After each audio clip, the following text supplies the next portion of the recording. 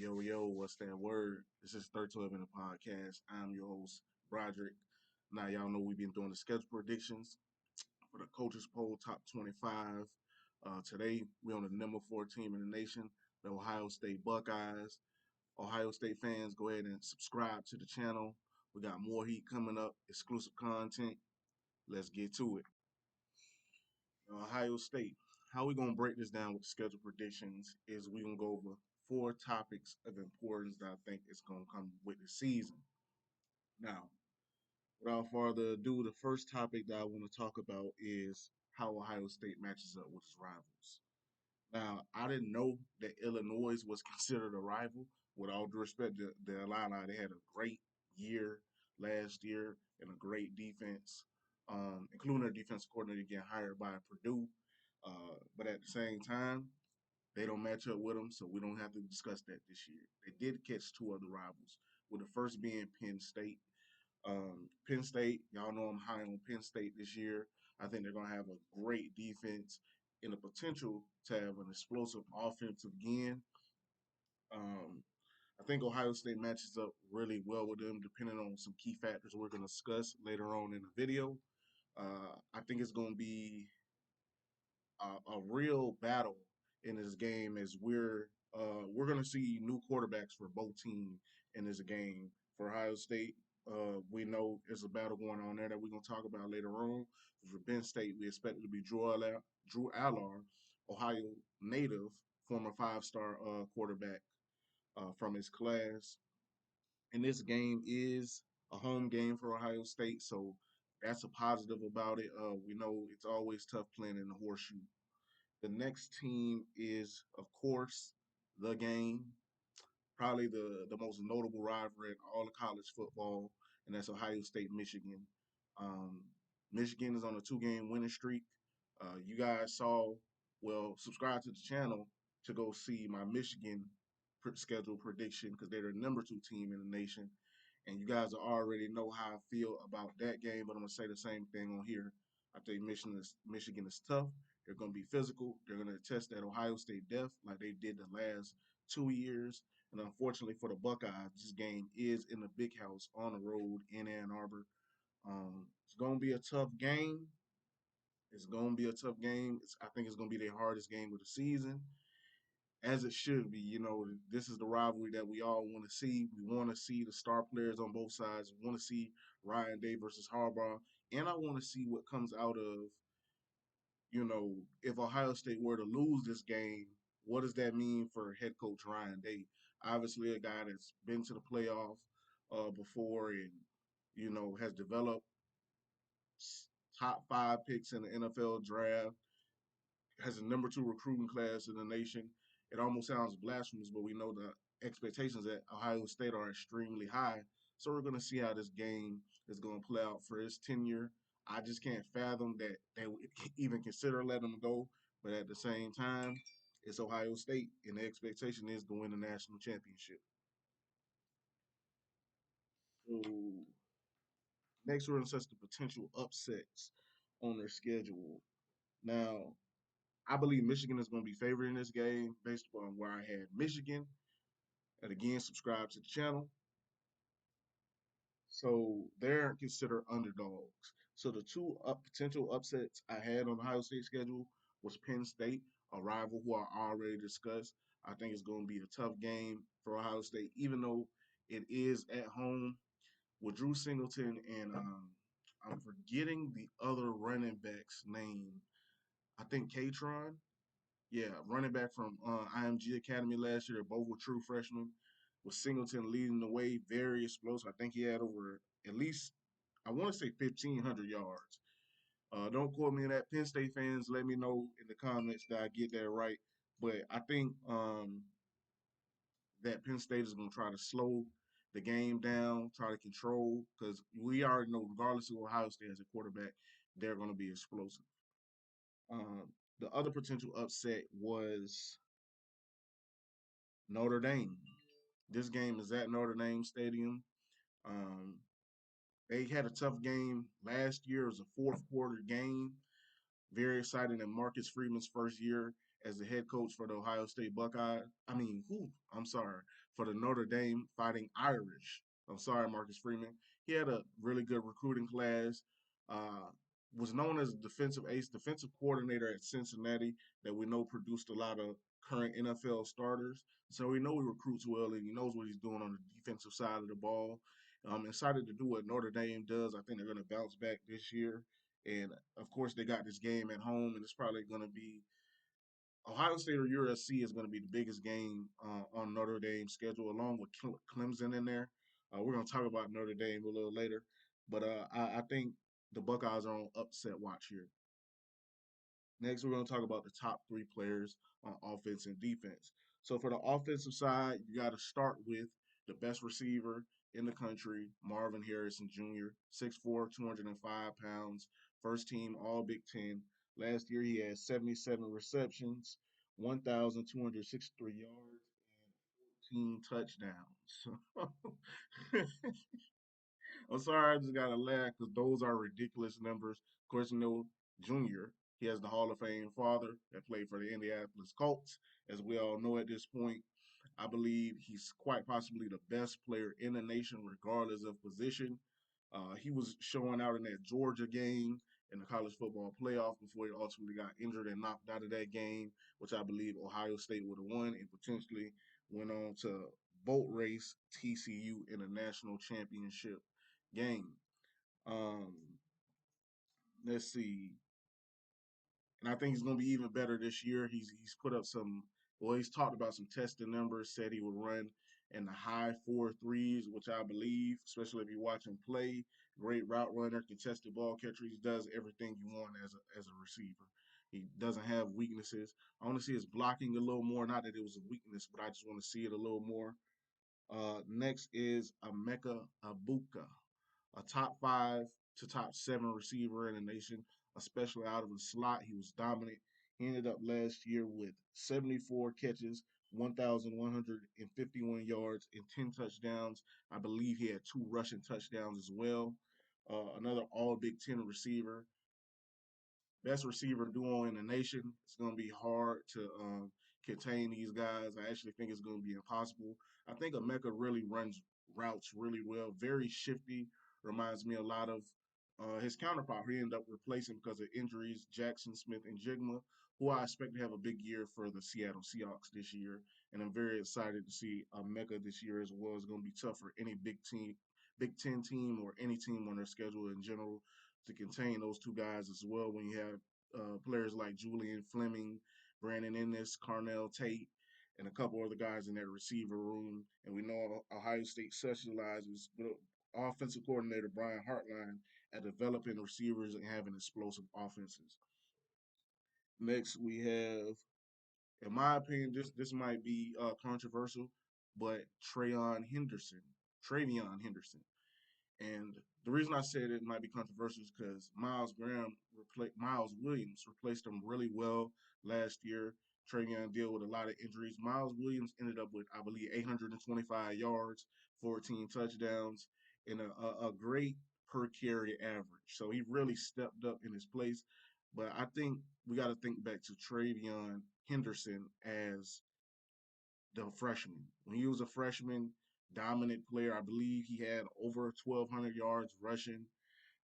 Even last year, when he faced injuries the whole year, he got injured in the third game of the season against Toledo. He had 107 carries, 571 yards, and six touchdowns. He was injured the entire year, hobbled. I expect him to come back to his freshman form, be a top five running back in the nation, and ultimately be one of the first running backs off the board coming up in the 2024 NFL draft. The Ohio State offense is just simply explosive, but we know they're going to need a trigger man, and again, we're going to talk about that later. The top three players on the Ohio State defense, in my opinion, are JT Tuamaloa. I'm just calling him JT from now on. But it's been talked about this year that he's possibly the most athletic player on the team, the best hooper. He's 6'4", 275 pounds, all Big Ten first team selection as a true freshman. Um, I think his best attribute when I watch him play is his hand usage. and that's advanced as a freshman, and he's only a sophomore this year. Had 15 tackles for loss. I also like his get off and his relentless hustle. Um, and I think he's gonna have even a bigger year this year. Don't know if he's in the same mold as the Chase Young and the Joey brothers, but I think he's knocking on that door. He's a true freshman. We got to see what he is as a sophomore, but I think he's going to be dominant along that defensive front. He's going to need to be in that 3-3-5 Jim Knowles defense that Ohio State Buckeyes run. The next player um, was Tommy Eichenberg, a captain, another first team All Big Ten selection, 6'2", 240 pounds.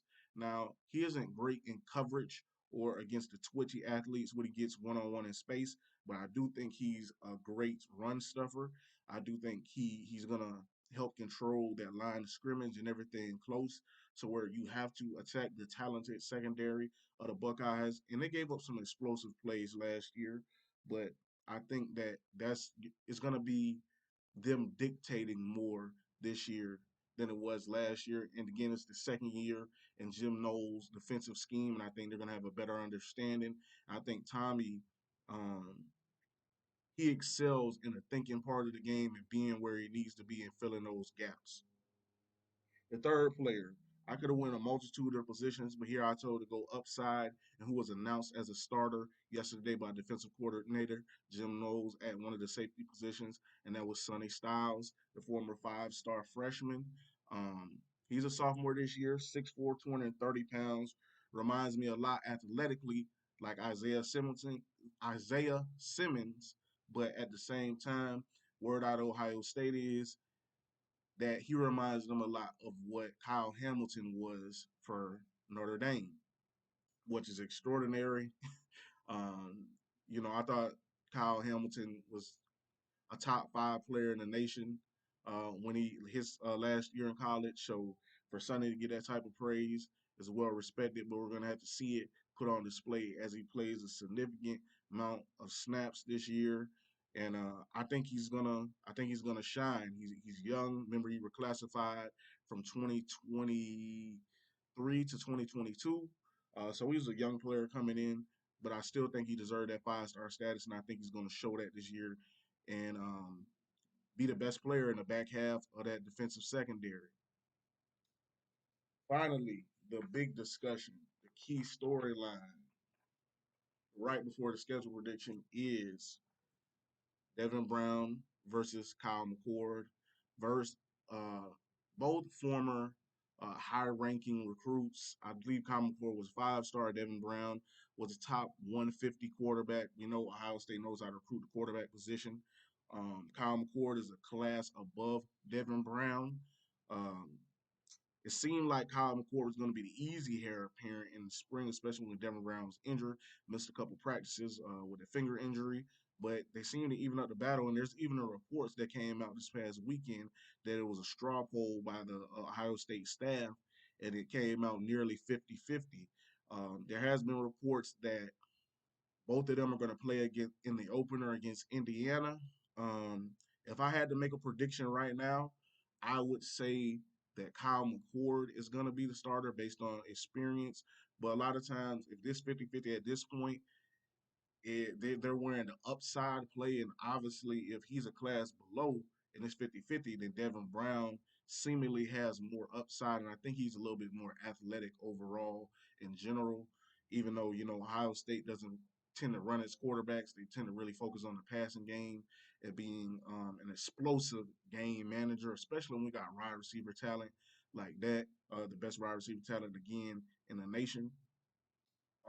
So I think we can move on at this point to the schedule prediction. Now, before we get there, I like to highlight our sponsor, Hattie's Collection. Y'all go to hattiescollection.com, check out the merchandise, subscribe to the channel 32 Inning Podcast if you like the content. And without further ado, we're going to get to the schedule prediction. So, game one, it's going to be at Indiana. Ohio State starts off on the road. Um, Tom Allen, I believe after this season, he could potentially be on the hot seat. So, saying that, facing the Buckeyes in your first game, not ideal to start. I'm going to go with McCord have a big first half to lead the Ohio State Buckeyes to the victory with Devin Brown playing in the second half. Ohio State starts off 1-0. Next, you have the Youngstown State, the Ohio rivalry. And this game is at home for Ohio State. You know, it's tricky when you got that home game, but I'm gonna pick Ohio State to be 2-0 at this point. Third game, Western Kentucky at home again. Um, Western Kentucky is going to have a better offense. Well, it's going to have a solid offense this year if they, as they've had the past couple of years. But I'm gonna go with Ohio State being 3-0 at this point. Then we have Notre Dame. It's going to be a tough game on the road at Notre Dame Field. Know the fans are going to be out for this game. I expect an improved defense and an improved offense. But I'm gonna get into the Notre Dame discussion a little bit later on in the schedule predictions, see what they got at quarterback and things of that nature. And due to that, and Notre Dame being pretty young in my opinion, I'm gonna pick Ohio State to be 4-0 at this point. Now you have versus Maryland. This game is at home for Ohio State. We got to see uh, what quarterback Tulaya Tuolanguvale.